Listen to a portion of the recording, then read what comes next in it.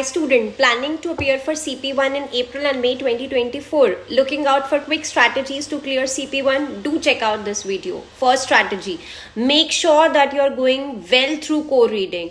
In case you have taken coaching, then make sure you are not skipping any of the content lectures at all. So going through core reading is the first strategy to clear CP1. Second step, we should be thorough with all the past papers of both the societies. This will help us to build our base. So make sure that you are practicing your past papers in written. So if you have taken training, you have access to our past papers lectures of both IA and IFOA from 2012 onwards. So do complete your past papers lectures as well.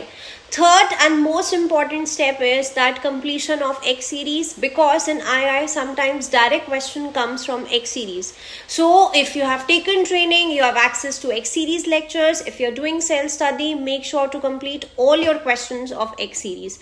And fourth step is repeat your first step. So these 4 steps will help you to clear CP1. Looking out for any counseling session or any details related to CP1 force, you can connect with our counselor on the number mentioned or check out our website. Thank you. Happy studying.